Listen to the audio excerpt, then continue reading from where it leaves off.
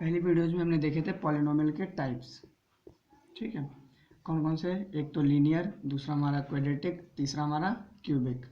ठीक है, अब हम इसमें देखेंगे जीरोज ऑफ पॉलिनोमियल। ठीक है, जीरोज ऑफ पॉलिनोमियल का मतलब क्या होता है कि एक्स की वह वैल्यू जिस पर हमारा पॉलिनोमियल जीरो के इक्वल हो। जैसे कि फॉर एग्जांपल हमने लिया है p x is equals to x minus 2।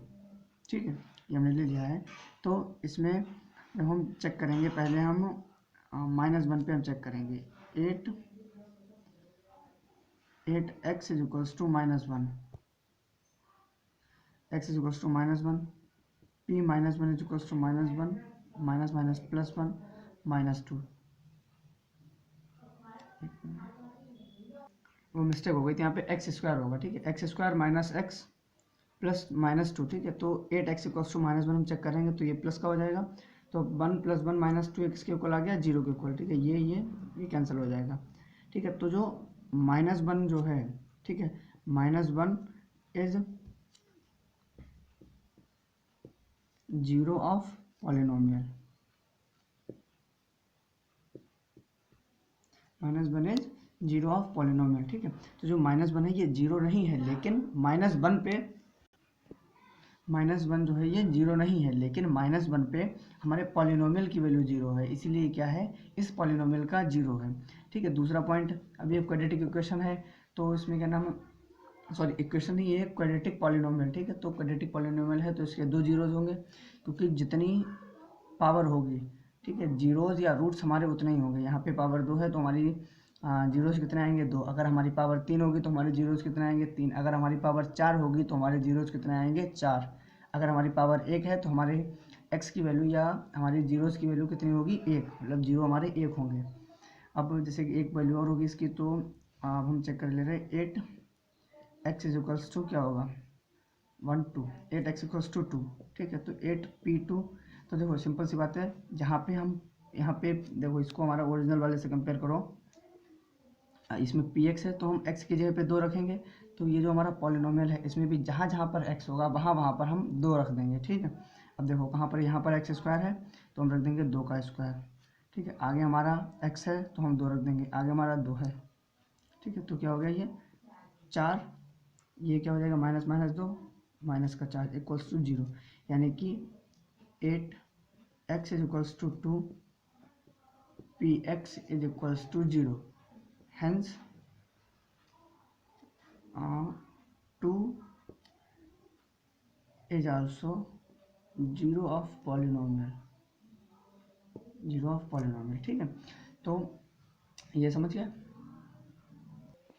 ठीक है, तो हमारा -1, हमारा जो -1 और हमारा 2 जो क्या है, ये क्या है, हमारा जीरोज ऑफ पॉलिनोमियल। ठीक है, तो हम मान से लिख देंगे x is equals to -1 and 2, sorry x is equals to नहीं लिखेंगे, हम लिखेंगे सीधे -1 and 2 are the zeros of px। ठीक है, ये हो गया। अब ठीक है, देखो एक होता है हमारा क्वाड्रेटिक पॉलिनोमियल। ठीक है, क्वाड्रेटिक पॉलिनोमियल, एक होता है हमारी क्वाड्रेटिक इक्वेशन। क्वाड्रेटिक इक्वेशन, ठीक है, ये अलजेब्रा में ही है क्वाड्रेटिक इक्वेशन। ठीक है, यहाँ पे हम क्या पढ़ना है, पॉलिनोमियल, आगे वहाँ पढ़ेंगे इक्वेशन। अगर ये चैप्टर आ गया, अगर पॉलिनोमियल पढ़ लिया, तो समझो 90% क्वाड्रेटिक इक्वेशन कंप्लीट हो गई, क्योंकि दोनों सेम है, दोनों में सिर्फ एक चीज़ का डिफरेंस है।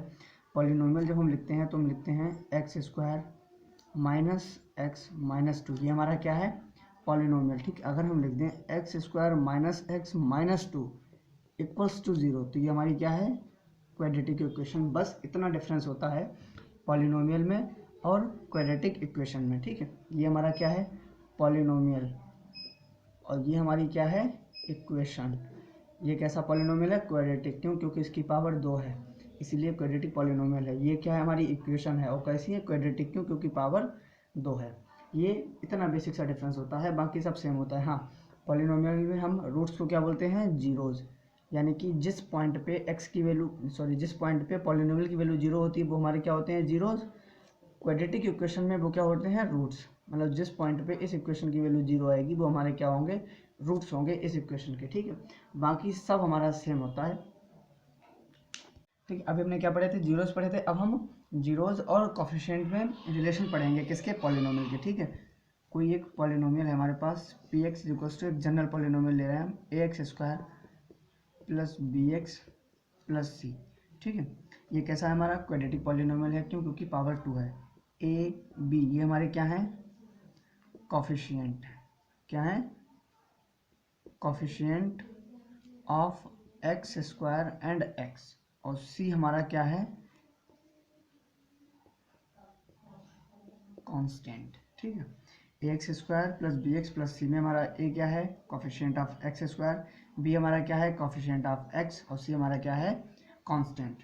ठीक है, तो अब ये होता है जैसे कि इसके अगर हम बात करें, जैसे अगर हम इसका प्रूफ निकालेंगे तो थोड़ा लंबा हो जाएगा, लेकिन हम डायरेक्ट देख रहे हैं कि जो मान लो इसके यहाँ पे लिखा है, let zeros of p x be alpha and beta. ठीक है, यानी कि क्या है, let zeros of p x be alpha and beta, यानी कि जो जीरो है हमारे अल्फ़ा और बीटा के जो जीरोज हैं, ठीक है, उनकी वैल्यू क्या है, वो सॉरी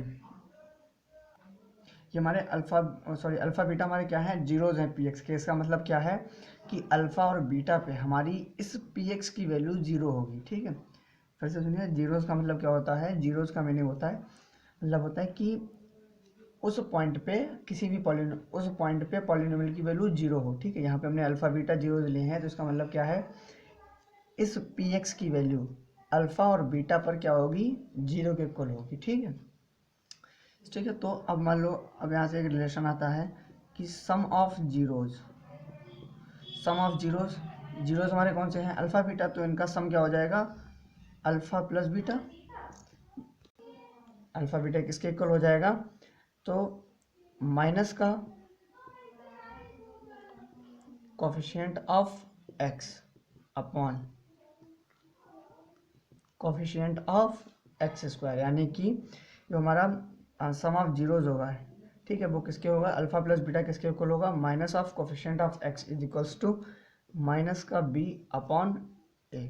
ठीक है, यानी कि हमारे ये कोफिशिएंट ऑफ एक्स है बी, तो बी ले लिया, लेकिन हम इसको माइनस साइन के साथ लेंगे तो माइनस साइन आ गया, अपॉन में कोफिशिएंट ऑफ एक्स स्क्वायर, यानी कि एक्स स्क्वायर का कोफिशिएंट, तो नीचे ए आ गया। ठीक है, अब अगर हमारा यहाँ पे भी माइनस का होता, ठीक है, तब भी हम माइनस साइन लगाते। ठीक है, ये माइनस साइन इस बी का नहीं है, ये माइनस साइन हमारा अलग से आया हुआ है। ठीक है, तो बी हमारा चाहे नेगेटिव हो चाहे पॉजिटिव का हो, ये वाला माइनस साइन हमेशा इसके साथ रहेगा। अब हाँ, प्रोडक्ट हो गया, वो सॉरी सम हो गया, अब होगा product of zeros. Product of zeros, तो ठीक है, प्रोडक्ट ऑफ जीरोज क्या होगा, तो हमारे जीरोज क्या है, अल्फा बीटा, तो इनका प्रोडक्ट क्या हो जाएगा, alpha into beta is equals to constant term, ये क्या है, constant term upon coefficient of X square. तो कांस्टेंट हमारा क्या है, C upon coefficient of X square क्या है, ए। ठीक है, ये हमारे फार्मूले हैं, इनको हम यूज करेंगे क्वेश्चंस में। ठीक है, तो हाँ, क्वाड्रेटिक इक्वेशन में भी यही होगा बिल्कुल सेम। जैसे यहाँ पे हमने क्या लिखा है, सम ऑफ जीरोज, वहाँ हम लिखेंगे सम ऑफ रूट्स।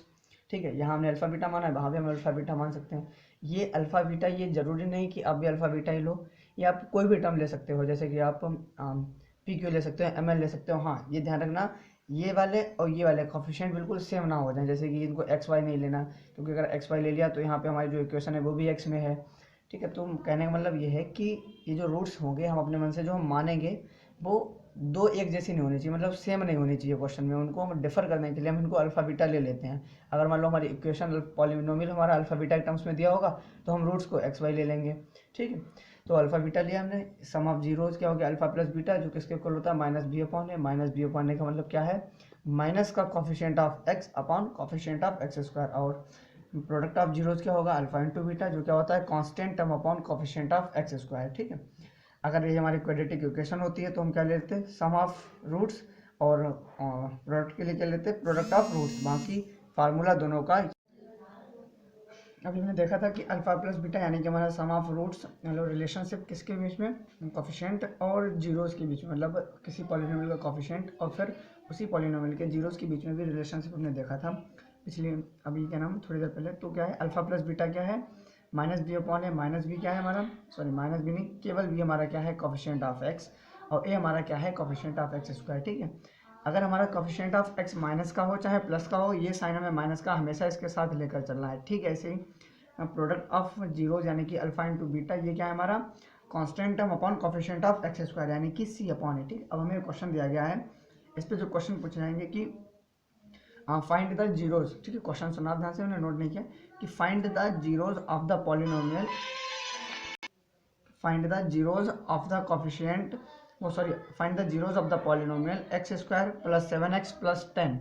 ठीक है, क्या है कि फाइंड द जीरोज हमको फाइंड करना है इसके, find the zeros of the polynomial X square plus 7x plus 10 and verify the relationship between, verify the relationship between zeros and coefficient of polynomial. ठीक है, ये हमारा क्वेश्चन है। तो इसको हम सबसे पहले क्या करेंगे, हम लिखेंगे p x is equals to x square plus 7x plus 10। ठीक है, अब इसके हम फैक्टर करेंगे। अभी 9th क्लास में आपको फैक्टर करना बताया गया होगा, कैसे फैक्टर किए जाते हैं। तो इसको साइड में देख लीजिए यहाँ पे कि एक्स स्क्वायर का कॉफिशिएंट और कांस्टेंट टर्म की हम मल्टीप्लाई कराएंगे। ठीक है, 1 इंटू 10 इक्वल्स टू 10, यानी कि एक्स स्क्वायर का कॉफिशिएंट क्या है 1 और कांस्टेंट टर्म क्या है हमारा 10। तो इसमें हमने 1 और 10 की मल्टीप्लाई कराई। ठीक है, और जो हमारा एक्स का कॉफिशिएंट है उसको हम इस तरीके से, ठीक है, उस नंबर के हम उस जो हमारा एक्स का कॉफिशिएंट होगा उस कॉफिशिएंट को हम दो नंबर के सम, ठीक है, और जो हमारा 7 होगा वो क्या है, जो कॉफिशिएंट ऑफ एक्स है उसको हम दो नंबर के सम या डिफरेंस में ब्रेक करेंगे, और जो सम और डिफरेंस होगा वो क्या होगा कि उन दोनों की मल्टीप्लाई जो है हमारी 10 के इक्वल है। ठीक है, इसको भी हम क्वेश्चन के थ्रू देखेंगे। ठीक है, तो जैसे कि अब मान लो यहाँ पे ये 10 है हमारा, ठीक है, तो 7 है, तो हमको 7 को उन दो नंबर के सम या डिफरेंस में ब्रेक करना है जिनका प्रोडक्ट हम करें तो 10 के इक्वल है। ठीक है, जैसे कि अब 7 को है तो 7 को हम दो नंबर यानी कि अगर हम 5 और 2, 7 को अगर हम 5 प्लस 2 लिखें तो क्या हो, देखो 5 और 2 क्या होता है 7, ठीक है, और 5 इंटू 2 क्या होता है 10। तो इसी तरीके से हमको फैक्टर निकालने होते हैं कि पहले हम कांस्टेंट टर्म और एक्स स्क्वायर के कॉफिशिएंट की मल्टीप्लाई कराएंगे, जितनी आगे उसको लिख देंगे। उसके बाद जो हमारा एक्स का कॉफिशिएंट, किसका कॉफिशिएंट, एक्स का, एक्स के कॉफिशिएंट को हम सम दो नंबर के सम या उनके डिफरेंस के रूप में लिखेंगे, और उनका सम या डिफरेंस इस तरीके से होना चाहिए कि उनका सम या डिफरेंस इसके एक्स के कॉफिशिएंट के बराबर आए और उन दोनों का प्रोडक्ट किसके आए, हमारे इसके बराबर, मतलब कांस्टेंट नंबर और एक्स स्क्वायर के कॉफिशिएंट के प्रोडक्ट के इक्वल आए। ठीक है, अच्छा अब ये चीज़ हम कोई नंबर आया तो हम ये देखेंगे कि उसको हमें नंबर को सम में लिखना है या फिर डिफरेंस में लिखना है, यानी कि जैसे 7 है तो हमने इसको लिख दिया 5 प्लस 2। ठीक है, आगे ऐसा कोई नंबर होगा जिसमें हमें माइनस करके लिखना पड़ेगा, तो हम ये चीज़ कैसे चेक करेंगे कि हमको इस नंबर को सम में डिफरेंस मतलब सम में लिखना है या फिर हमें डिफरेंस के टर्म्स में लिखना है। ठीक है, तो इसका सीधा सा तरीका है, हम कांस्टेंट टर्म को देखेंगे। अगर हमारा कांस्टेंट टर्म प्लस का है तो जो ये नंबर हमको मिलेगा वो क्या करें, मिलेगा दो नंबर को प्लस करने से। अगर हमारा कांस्टेंट टर्म नेगेटिव आता है तो ये जो नंबर हमें मिलेगा वो दो नंबर को माइनस करने पे मिलेगा। ठीक है, तो अब कुछ नहीं करना है, बस सीधे से एक्स स्क्वायर प्लस 7 की जगह पे हमने क्या लिखा था 5 प्लस 2, तो हम 7 की जगह पे लिख देंगे 5 प्लस 2 एक्स प्लस 10। 9th में बताया गया होगा आपको। इसके बाद मल्टीप्लाई करा देंगे x square plus 5x plus 2x plus 10। ठीक है, इसके बाद अब कॉमन ले लेंगे, यहाँ से x कॉमन लिया। ठीक है, x कॉमन लिया, जो चीज़ कॉमन लेने का मतलब क्या होता है कि जो हम कॉमन ले रहे हैं उसको अंदर हम डिवाइड करा दें। यहाँ पे हमने x कॉमन लिया तो हम इसमें, और हाँ कॉमन हम वो चीज़ निकालते हैं जो दोनों में कॉमन हो। ठीक है, x से क्या नाम, x कॉमन ले, देखो यहाँ पे एक्स स्क्वायर है, यहाँ पर भी x है, तो हम इसमें से क्या कॉमन ले लेंगे x। यहाँ से x कॉमन निकाला, x कॉमन निकाले, यहाँ x से डिवाइड करेंगे तो क्या बचेगा x प्लस 5। अब यहाँ पे देखो हम x कॉमन ले सकते हैं लेकिन यहाँ पर x है, यहाँ पर x नहीं है, तो हम कॉमन वही चीज़ निकालेंगे जो क्या होगी, जो हमारी दोनों में होगी। ठीक है, तो यहाँ पे x इधर है इधर नहीं, तो हम x कॉमन नहीं ले सकते, इसीलिए हम क्या लेंगे कॉमन 2। ठीक है, तो यहाँ हमने कॉमन 2 निकाला तो क्या बचेगा x+5। ठीक है, अब दोनों में कॉमन क्या है x+5, तो हमने x+5 कॉमन ले लिया तो क्या बचेगा हमारा, यहाँ पे बचेगा x, ये बचेगा हमारा 2। ठीक है, अब हमारा आ गया x+5 x+2। ठीक है, अब हम इसके जीरोज निकाल रहे हैं, तो जीरोज निकालने इसका मतलब क्या है कि उन वैल्यूज पे हमारी जो हमारा पॉलिनोमियल होगा वो जीरो के इक्वल होगा।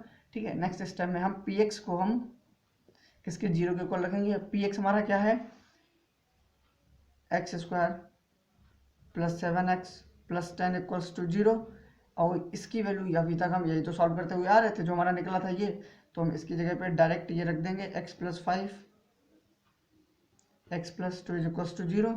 ठीक है, तो यहाँ पे हमारा क्या आ जाएगा x+5 = 0 एंड x+2 = 0, तो हमारा x = -5 आ जाएगा एंड x = हमारा -2 आ जाएगा। ठीक है, इसके बाद तो हमारा क्या हो गया -5 एंड -2 आर दी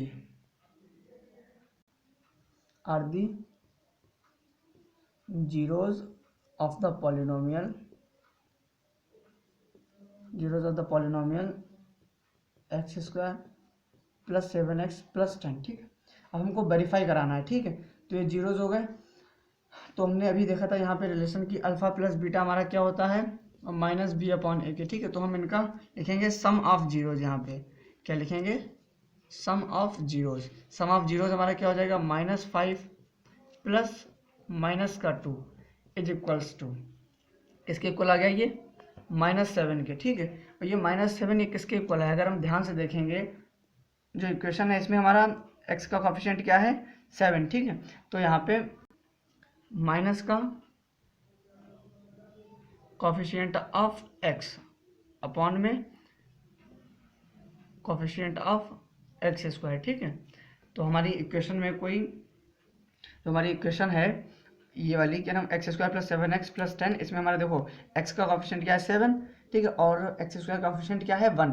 ठीक है, तो इधर देखो यहाँ पे जो हमारा आया है ठीक है, यहाँ पे देखो -7 आया, इसको हम अपॉन में 1 लिख सकते हैं। तो 7 हमारा क्या है coefficient of x, minus sign में लगाना है क्योंकि ये कोई, इसके बाद फिर हमारा ये 1 क्या है, इसको हम 1 लिख सकते हैं, ये क्या हमारा कोफिशिएंट ऑफ x², यानी कि ये हमारा सम ऑफ जीरोज वेरीफाई हो गया। इसके बाद लिखेंगे product of zeros. Product of zeros हमारा क्या हो जाएगा -5 × -2, ये किसके इक्वल आ जाएगा प्लस का 10 और 10 ये किसके इक्वल है हमारा constant term upon coefficient of x²। ठीक है, अब लिख दोगे बाद में हेंस वेरीफाइड। तो हमारे जो भी क्वेश्चन होंगे वो सब इसी तरीके से सॉल्व होंगे।